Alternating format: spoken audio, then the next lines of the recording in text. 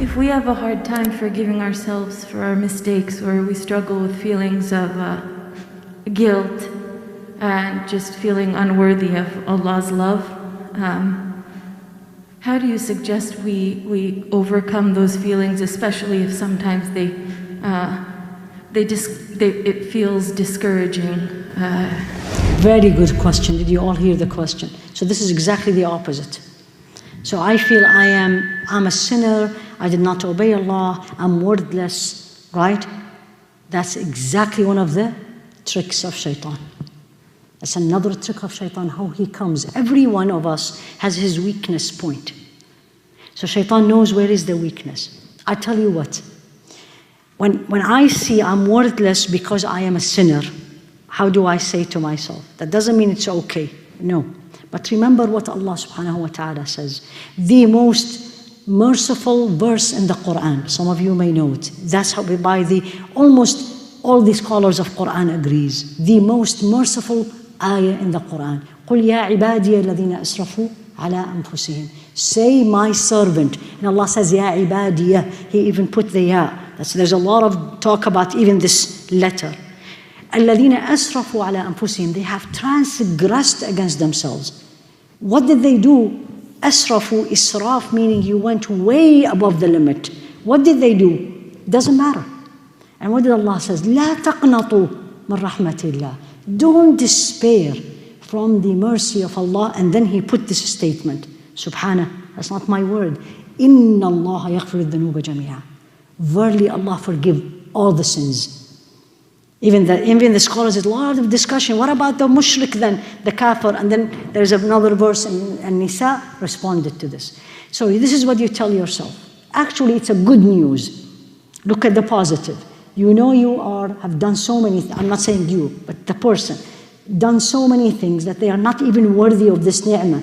Then immediately I say, Alhamdulillah, Ya Allah, you're showing me my shortcomings. If you didn't want me to repent, you will not show me my shortcomings. If you didn't want me to come close to you, you would have let me be heedless. No. You are a creation of Allah, then He loves you. You are the one say, La ilaha illallah, then He loves you. You are a sinner, all of us are sinners. And the best among us, repent. Don't you ever let shaitan paralyze you with this. No. Yes, I made a mistake, immediately. Itba as-sayyi'a al-hasana tamhuha. As the Rasul ﷺ taught us, follow every bad deed with a good deed. It will be removed. The more I know Him, the more He's in my life, I am more muttaqi. I don't have to be reminded. I know He's looking at me. I know He's not happy with me. Or I know He is happy with me. مَن يَتَّقِ اللَّهَ يَجْعَلْ لَهُ مَخْرَجًا. You have Allah in your heart. You have Him with you. Wallah الَّذِي lahu. Any decision you make, and I said His name. Any decision you make, before you ask anybody, and before you make any decision, it's not because you love it. It's not because you like it. It's not because everybody else is doing it. It's one question, one answer.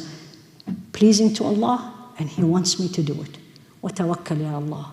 And do it, and see what He will give you. It needs work. It's not easy, but it's not impossible. He will never ask us for anything that we cannot do. لا يكلف الله نفسا إلا وسعها. You all know this ayah. Allah will never ask us to do anything we cannot do. That's why a lot of people misunderstood this verse. Anytime you're in difficulty, you say to yourself, I know I can handle it because He put me in it. He didn't put somebody else. He asked me. He wants me to be close to Him. He wants me to be in His presence all the time. يا أيها الذين آمنوا اتقوا الله حق تقاته. Have the taqwa of Allah, the real one. That means I can. I just have to work on it. And I need to change, as I say this to myself, change the gear, change the focus. And as I was listening this morning, as I was driving, أَلَمْ يَأْنِ لِلَّذِينَ آمَنُوا. Hasn't time come أَن تَخْشَعَ قُلُوبُهُمْ لِذِكْرِ اللَّهِ, that their hearts surrender to Allah? And I said to myself, when is the time going to come? When is the time? When? I was like, tomorrow? In a year? When? COVID? And we didn't change? I didn't change? When we will change? أَلَمْ يَأْنِ الَّذِينَ آمَنُوا. Allah said this in Surah Al-Hadid. Isn't time has come yet? أَن تَخْشَعَ قُلُوبُهُمْ. And the answer you should always answer, بَلَى يَا رَبِّي, time has come. Are we that person? When I need something, if I have somebody sick, how is my dua? If I have tomorrow an interview, how is my dua?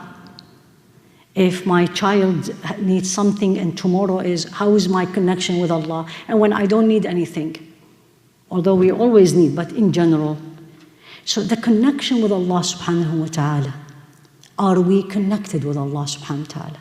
And the question is, what is connection? They call it in Arabic, التعلق بالله. How many here knows Arabic? So I don't use too much words. طيب. Ta'alluq is basically attachment. And the best way to learn this, of course from my profession as an OBGYN, the baby inside the mom, right? They call him, one of the first stages called Alaqa. It's in the Quran actually. Alaqa, you know what it is? It's this piece of blood, literally you can't even see it. When it comes, and this is the uterus, comes and attached to it. Attached to it to the point, if it does not attach, what happens?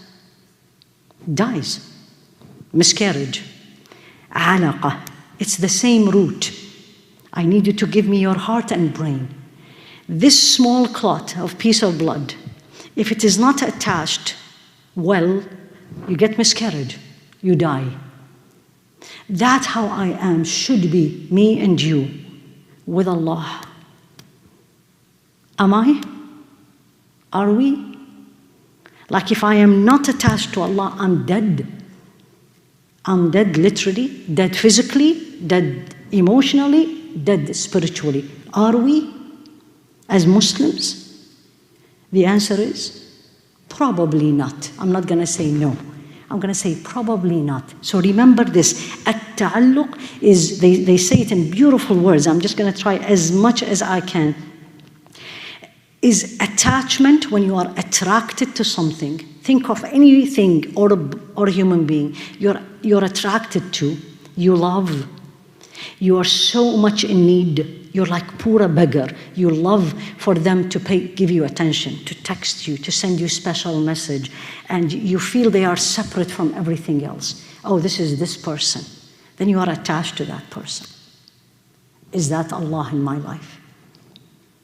I'm going to keep giving you examples of us, and then I'm going to bring you back to Allah. Are we this way with Allah subhanahu wa ta'ala? So the question is, why not? Why we are not? Although when we need Allah, we are there. Why we are not? I need you to answer me. Anybody, from the brothers or from the sisters. Or are we, let's be very frank, are we that baby with Allah subhanahu wa ta'ala 24/7? Yes or no?